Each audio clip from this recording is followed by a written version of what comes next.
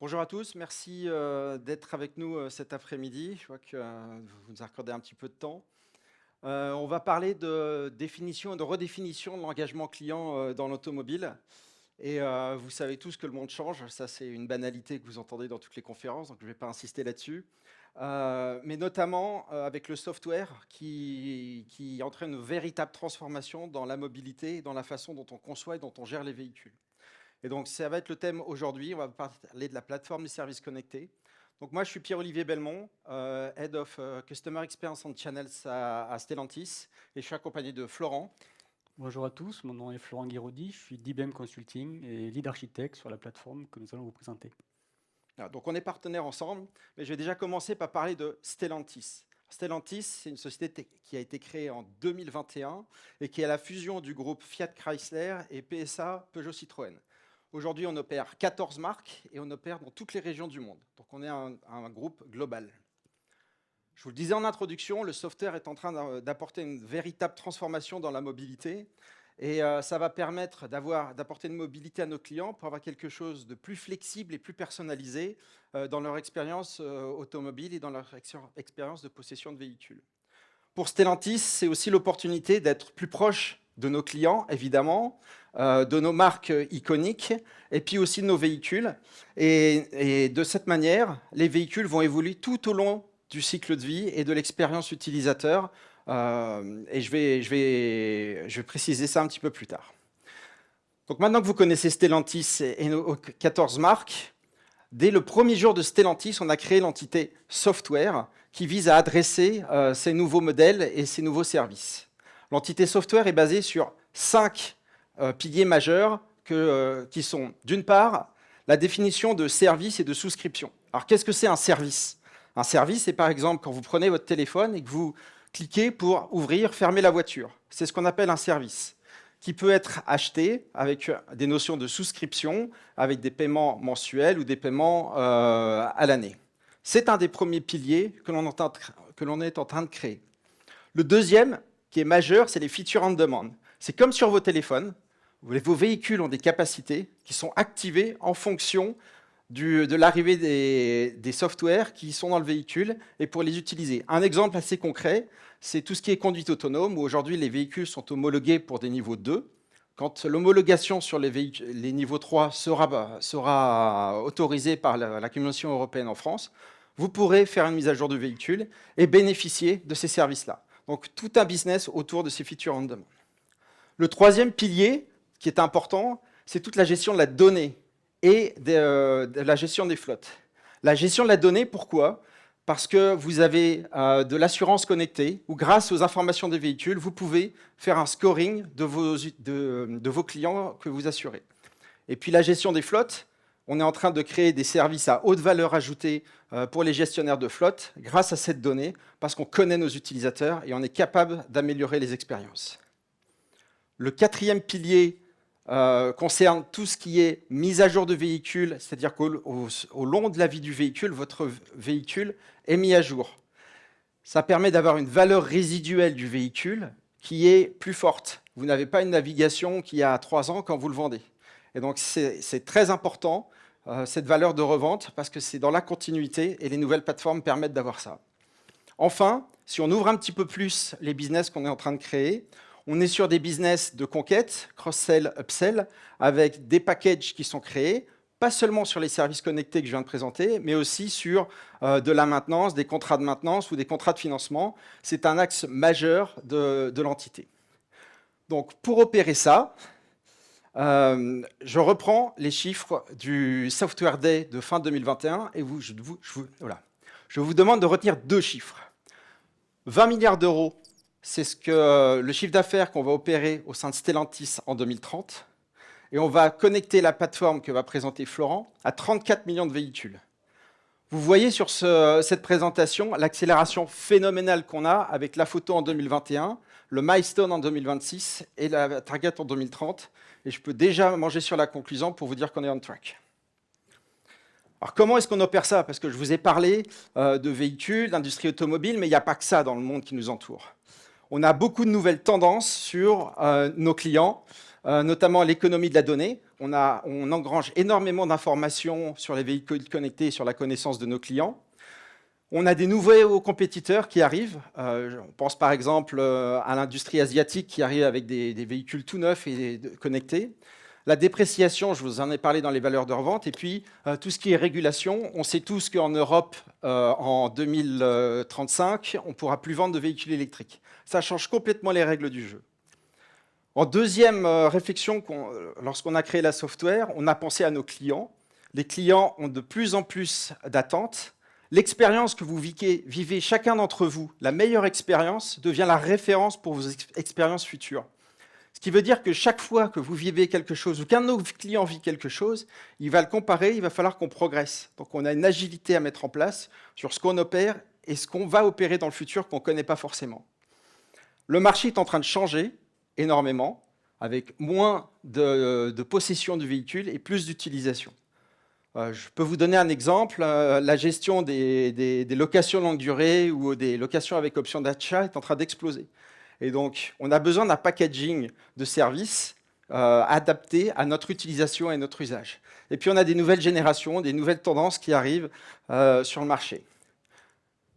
Tout ça pour dire quoi? Parce que j'ai parlé très vite et beaucoup, et je vous ai donné beaucoup d'informations. Tout ça pour dire quoi? Qu'on a 3 bases stratégiques pour la plateforme qu'on a créée autour des services connectés.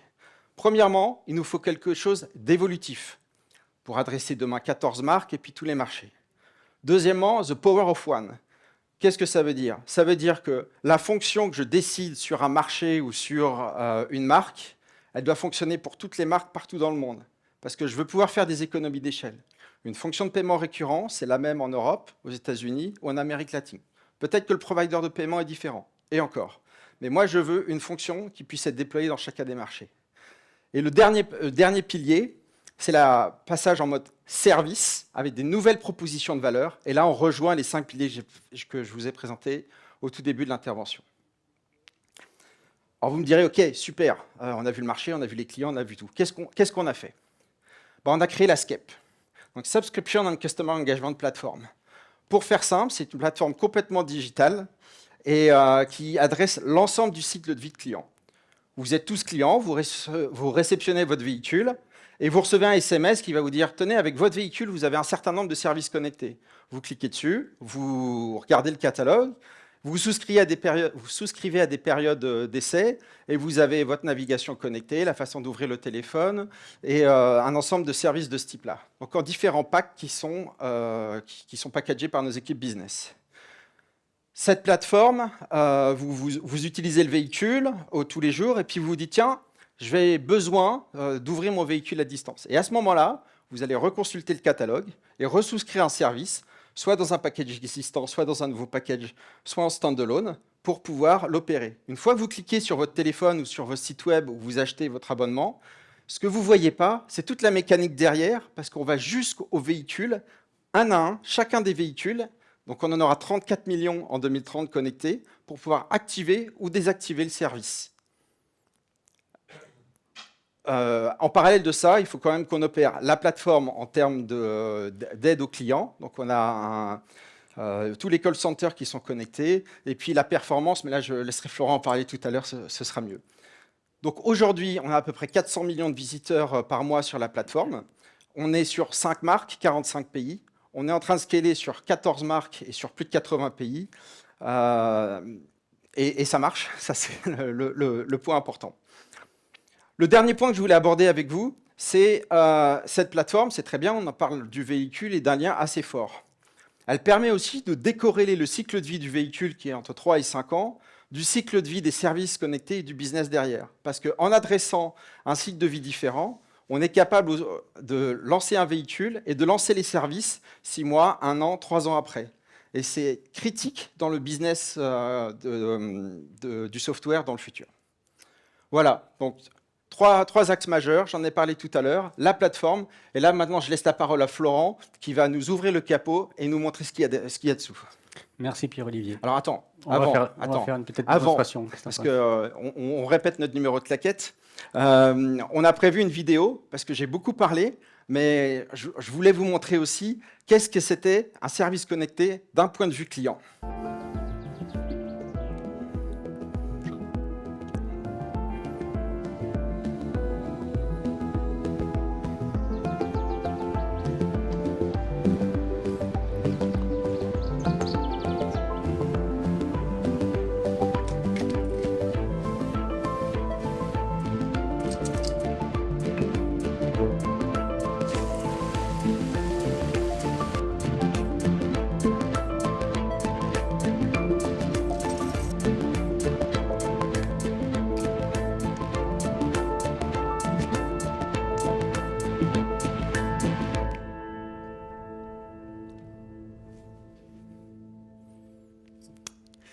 Merci Pierre-Olivier pour cette présentation du contexte et des enjeux métiers.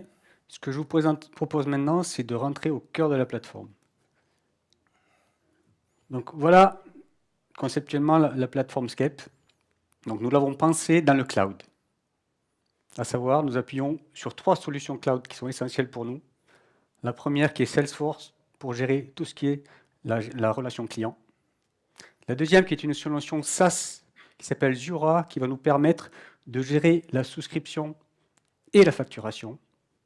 Et enfin, la troisième plateforme, le troisième pilier, c'est AWS, sur lequel nous avons déployé l'ensemble des composants pour supporter le processus de souscription et l'intégration avec les systèmes distants. Donc nos clients, vous l'avez vu dans la démonstration, Pierre-Olivier en a parlé, peuvent accéder à la plateforme à partir d'une application mobile. Pour des flux machine-to-machine, on a des expositions d'API. Et bien évidemment, on peut, à partir d'un navigateur, accéder à l'ensemble de nos sites web qui permettent de présenter notre catalogue. Nous avons aujourd'hui plus de 150 sites web en fonction des pays et des marques. Tout ceci est développé sur Drupal et déployé sur AWS. Donc, nos clients accèdent à un catalogue de services. Ce catalogue de services est préalablement géré dans Zuora. Donc, nous créons les produits, nous créons les offres, nous créons les modalités de souscription. Est-ce qu'on va souscrire pour 1 an, pour 3 ans? Et tout ceci par pays et par bande. Et après, on synchronise les informations sur AWS pour des raisons de performance. Le catalogue qui est affiché sur votre téléphone, sur le web, il vous est personnalisé. Personnalisé en fonction de 2 critères qui sont essentiels, qui sont premièrement le véhicule que vous avez. Un véhicule qui a ne serait-ce que 4-5 ans n'a pas du tout les mêmes capacités de connectique qu'un véhicule qui est sorti ce matin des usines de Stellantis. Donc en fonction du véhicule que vous avez, de ses capacités, nous allons commencer à personnaliser le catalogue. Et en complément, en fonction de vous, est-ce que vous êtes un client B2B? Est-ce que vous êtes un client B2C? Un client Fiat, Peugeot, Citroën? En fonction du pays, en fonction des offres que vous avez, nous allons aussi personnaliser le catalogue. Et au final, une fois que le catalogue est affiché, donc le client va pouvoir entrer dans un cycle classique d'achat. Je mets les offres qui m'intéressent dans le panier. Je mets des informations de paiement. Je souscris avec ma carte de crédit. Les informations sont envoyées à Zuora pour gérer le cycle de vie et la facturation. Et les informations par rapport à la commande sont envoyées au niveau du CRM dans Salesforce. Reste maintenant un élément essentiel dont a parlé Pierre-Olivier, c'est l'activation du service dans votre véhicule. Le fameux feature on demand, l'activation d'un service connecté. Si vous voulez le siège chauffant, le véhicule a été équipé, mais il n'a pas été activé.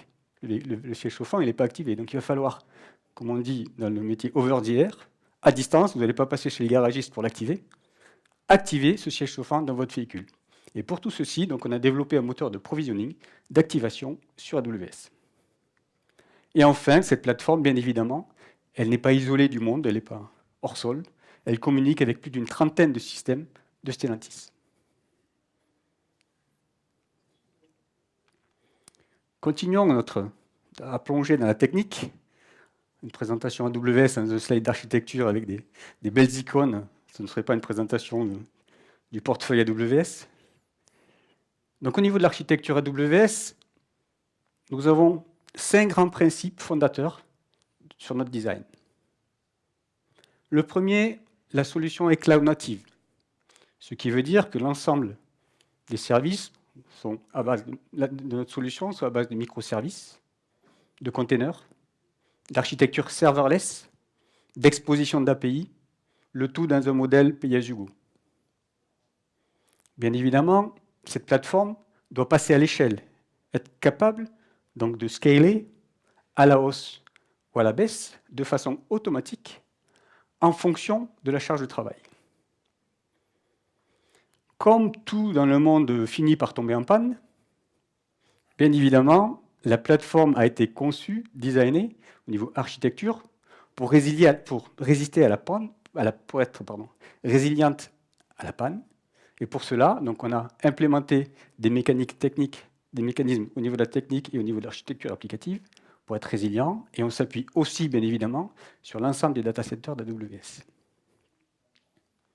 Tous ces beaux services que vous voyez sur le slide, en fin de compte, on s'interdit de les instancier, de les consommer à partir d'une console à la main. L'ensemble de la plateforme est automatisé. On fait ce que l'on appelle de l'infrastructure as code ou des lignes de commande automatisées qui sont dans nos pipelines de déploiement, instancient de façon standardisée nos ressources sur l'ensemble des environnements soutenant le cycle de vie de la plateforme, du développement à la production. Et cette automatisation, nous la mettons en œuvre aussi au niveau du monitoring, donc de l'observabilité.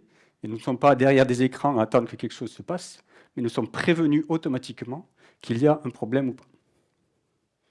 Enfin, la sécurité, le 5e pilier. Bien évidemment, je ne vais pas rentrer dans les détails des services que nous avons utilisés pour implémenter la sécurité pour des raisons évidentes. Pour autant, nous assurons la sécurité périmétrique, la sécurité des données au repos et en transit, et tout ceci en collaboration avec les Security Operating Center de Stellantis. Maintenant, regardons un peu les services que nous utilisons. Donc, quand nous concevons une application, ce que nous faisons, bien évidemment, nous sélectionnons les services les plus appropriés par rapport à ce que nous voulons faire d'un point de vue technique et fonctionnel, mais nous regardons aussi, et c'est un point essentiel dans la phase de conception, le ratio coût-performance.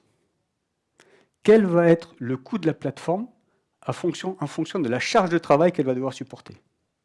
Et si l'équation ne nous convient pas, nous revoyons notre design avant d'implémenter quoi que ce soit.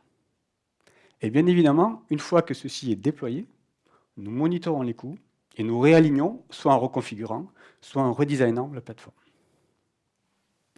Maintenant, au niveau des services, donc vous voyez différentes couches. Sur chacune des couches, donc, nous avons sélectionné les services les plus appropriés. Nos utilisateurs, qui sont répartis plutôt au niveau européen, mais pour faciliter, pour accélérer leur expérience client, pour diminuer les temps de réponse, ce que nous avons fait, donc nous avons utilisé la solution AWS CloudFront pour porter au plus près du point de consommation l'information. Au niveau des couches applicatives, nous utilisons 2 grandes couches en fonction des types de processus que nous avons à gérer. Pour les processus qui ont besoin de gérer un contexte, qui sont plutôt longs en termes de traitement, nous privilégions des solutions à base de containers sur des architectures serverless à base de AWS Fargate. A contrario, pour les processus relativement courts, qui n'ont pas besoin de contexte, nous allons implémenter donc les services à partir d'AWS Lambda. Un point très important dans l'architecture, c'est les couches d'intégration. Nous avons privilégié les architectures orientées événements. Qu'est-ce que ça veut dire? Ça veut dire que nous avons réussi, à partir de ces event-driven architectures, à décorréler les consommateurs de services et les fournisseurs de services que nous sommes. Ça nous permet de gagner en agilité.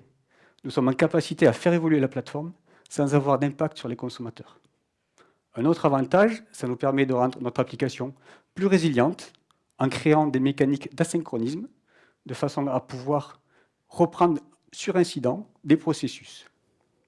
Et enfin, d'un point de vue d'intégration, nous avons besoin de chorégraphier l'ensemble de nos microservices et nous utilisons des services d'orchestration pour justement faire en sorte que nos services s'exécutent de la façon dont on le souhaite. Donc, nous utilisons API Gateway pour exposer de façon sécurisée nos services, SNS SQS pour mettre de l'asynchronisme dans nos processus et Step Function pour chorégraphier tout ça. Dernier point sur la donnée. La donnée au niveau de la plateforme est très variée. Donc nous avons de la donnée textuelle, nous avons des images, nous avons des données de référence, nous avons des objets.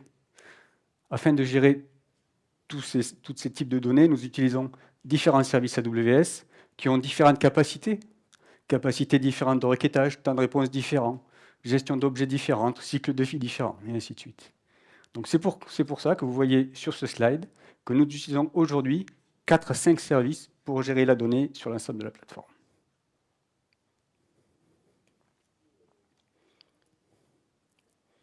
Nous venons de voir le cloud qui nous apporte de la valeur par rapport à la résilience, par rapport à la richesse de son portefeuille applicatif. Pour autant, nous avons dû adresser un challenge très important qui était justement pour soutenir la croissance dont vous a parlé Pierre-Olivier. il nous faut être en capacité à pouvoir délivrer rapidement de nouveaux services, de nouvelles fonctionnalités, en qualité. Pour faire ça, nous avons eu de cesse que d'industrialiser au fil des années la plateforme. Je vais vous donner quelques exemples d'industrialisation. En termes de déploiement, nous avons mis en place des mécaniques de déploiement qu'on appelle blue-green. Blue-green signifie qu'en fin de compte, j'ai ma plateforme qui est en production. Je viens déployer à côté de cette plateforme la nouvelle version. Je teste le déploiement s'il est exécuté correctement. Et à un instant, je switch de l'ancienne version sur la nouvelle version. Ça nous permet bien évidemment d'assurer un ajout continu de nouvelles fonctionnalités sans impacter l'expérience utilisateur en garantissant les SLA. Un autre exemple, nous avons modernisé la plateforme en supprimant tous les services cloud d'infrastructures classiques, donc les services de type infrastructure as a service. Aujourd'hui, nous déléguons l'ensemble de ces actes techniques à AWS pour nous focaliser sur les gestes à valeur au niveau du développement. Dans nos cycles de vie, qui sont relativement le cycle de déploiement et de développement qui sont relativement courts, un point important était d'assurer la qualité. Donc, pour ce faire, nous avons travaillé sur l'automatisation des tests, l'ensemble des tests que vous pouvez imaginer, les tests unitaires, d'assemblage, les tests fonctionnels sur la plateforme, mais aussi les tests end-to-end, qui est le gros challenge. Si vous avez eu à faire des campagnes de tests avec des applications, une trentaine d'applications réparties sur lesquelles vous n'avez pas la main, qui ont des jeux de données dans les environnements inférieurs de qualification, des données qui ne sont pas alignées, voire certains services, certaines applications qui sont en maintenance, ça devient vite un cauchemar d'arriver à faire des tests end-to-end. Pour cela, nous avons virtualisé la donnée, virtualisé les interfaces, ce qu'on appelle, on a fait du data mock, du système mock, pour être en capacité à tester de façon automatisée end-to-end la plateforme. Donc au final, aujourd'hui, nous délivrons une nouvelle version en production toutes les 2 semaines. Et pour continuer, pour aller encore plus loin, ce que nous faisons, c'est que nous sommes en capacité à déployer toutes les semaines de nouvelles versions de code, mais pour autant, nous n'activons pas ce code, il n'est pas accessible par les utilisateurs. Donc nous mettons en place ce qu'on appelle des feature flags, qui sont tout simplement un interrupteur, on déploie du code et le code n'est pas activé. Et par configuration, nous sommes capables d'activer ce code pour un brand Stellantis, pour un pays, pour un sous-ensemble de clients. Donc ça nous offre encore beaucoup plus d'agilité dans nos capacités de déploiement. Bien évidemment, cette feuille de route ne cesse d'évoluer et on ne peut pas travailler en 2024 sur de l'IT sans se poser la question de la GenAI. Donc bien évidemment, nous avons un grand nombre d'expérimentations de GenAI, que ce soit par exemple pour aider les équipes du marketing dans la constitution d'emails, dans l'envoi d'emails en générant du contenu dans différentes langues, que ce soit pour les équipes fonctionnelles dans leur cadrage fonctionnel, dans la définition des cas d'usage, dans la définition des cas de test, voire dans l'automatisation des tests. Et enfin, au niveau observabilité, de la même façon, nous travaillons sur l'utilisation de la GenAI pour faire du triage automatique de tickets, faire de l'aide à la résolution, voire à faire de la rémédiation de façon automatisée.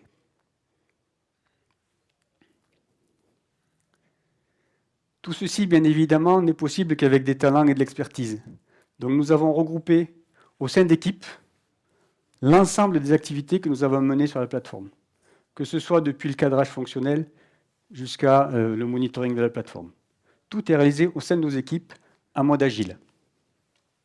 Donc nous avons des équipes pluridisciplinaires avec des PO, des Scrum Masters, des développeurs, des testeurs, des DevOps, des personnes qui contribuent, qui font du contenu sur la plateforme. Mais en parallèle de cette organisation agile, ce que nous avons créé sont des guildes. Les guildes sont des groupes par technologie. Donc, nous réunissons toutes les semaines pour parler par technologie, une guilde AWS, une guilde Drupal, une guilde Salesforce, des sujets, des nouveautés sur la technologie, des sujets liés à la qualité sur la technologie, des nouveaux patterns d'architecture, et ainsi de suite. Ça nous permet d'assurer le partage des bonnes pratiques au sein des équipes qui ont plutôt l'habitude de travailler en team pluridisciplinaire. Et donc au final, nous sommes aujourd'hui des équipes réparties sur la planète, sur l'ensemble des plaques géographiques, et nous avons des sprints de 2 semaines et un point de contact physique par semaine pour les franciliens à Poissy.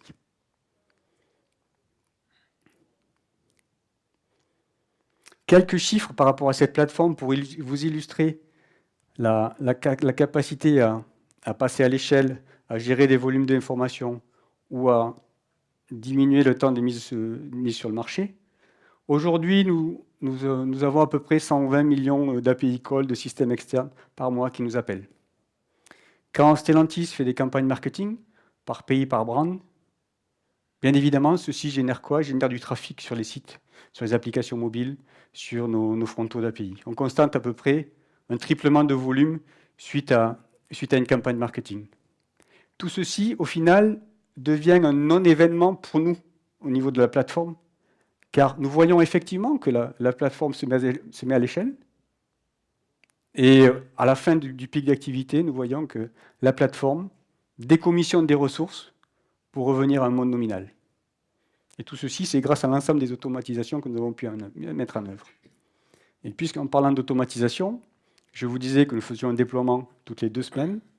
Nous sommes en capacité donc de redéployer une infrastructure sur AWS en 2 heures.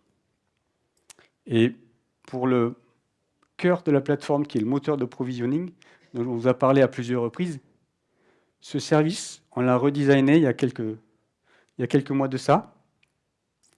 Et donc c'est le service qui gère les workflows de provisioning, qui va activer votre siège chauffant. On a mis moins de 6 mois à implémenter ce service en natif sur AWS, de façon totalement automatisée au niveau des pipelines de déploiement, du test, du monitoring, ce qui aurait, je pense, pris entre 12 et 18 mois sur des solutions traditionnelles. Et au final, ce moteur de provisioning aujourd'hui adresse plus de 400 000 workflows par mois. Donc voilà ce que je voulais partager avec vous au niveau de l'implémentation technique de la plateforme. Je te propose, Pierre-Olivier, de faire la conclusion. Alors, merci Florent, je vais remonter sur l'estrade. Merci IBM avec le support d'AWS, parce qu'on l'a vu, hein, on a des nouveaux enjeux, on a des nouveaux besoins clients, et puis on a des nouveaux business qui arrivent. Donc la plateforme aujourd'hui, elle nous permet d'adresser cette scalabilité dont on a parlé, en toute sécurité. Elle nous apporte un time to market pour être près du business quand on a des nouvelles choses à créer. Et donc, dans très peu de temps, on va avoir plus de 400 marchés. C'est-à-dire qu'on va déployer les marques ex-FCA au 3e trimestre. On va attaquer l'Amérique du Nord en 4e trimestre, l'Amérique latine en tout début Q1 2025. Donc, dans 6-9 mois, on a l'ensemble de la planète qui est sur cette plateforme. 20 milliards de chiffre d'affaires en 2030 et 34 millions de véhicules connectés. Et donc, tout ça grâce à la plateforme et pour le bénéfice de nos clients. Je vous remercie tous d'avoir été attentifs à la présentation, aux détails qu'a donné Florent sur la partie technique. Et il nous reste quelques minutes si certains d'entre vous ont des questions pour aller un petit peu plus loin. Merci. Est-ce qu'il y a des questions dans la salle? Puisqu'on a des micros, on a des choses, c'est toujours la complexité. Oui, une question sur la gouvernance des services. Comment, dans une grande plateforme mondiale comme ça, on peut gérer finalement tous les demandeurs, les équipes marketing et faire les arbitrages entre la technique et le commerce? C'est une très bonne question parce qu'on est dans les équipes produits aujourd'hui, ce qui est assez nouveau dans l'organisation au niveau software. On a créé des équipes produits pour pouvoir être focus sur l'expérience d'un produit particulier. Donc, de produits qui sont liés aux véhicules électriques ou de produits qui sont liés à la façon dont on va naviguer. Donc, ces équipes produits sont organisées en lien avec les équipes business et les équipes marketing. Et on utilise des processus de priorisation entre nous, qui sont des priorisations sur la valeur client ou sur la valeur business, pour ensuite faire avec nos architectes une étude pour voir où sont les impacts et ensuite engranger de manière agile avec les différentes priorisations sur les 30 applications dont parlait Florent, la réalisation nécessaire pour pouvoir offrir le service à nos clients. Donc j'espère que j'ai répondu à votre question. Mais ça demande effectivement une organisation très synchronisée entre les équipes produits digitaux, les équipes business et les équipes marketing, et puis tout en étant supporté par les équipes d'engineering. J'ai l'impression que la présentation était hyper claire, donc ça c'est quand même super top. Merci à vous tous. Est-ce qu'il y a d'autres questions avant qu'on clôture ou pas? Bon, c'est génial, donc j'espère que vous avez tous téléchargé l'application. Merci.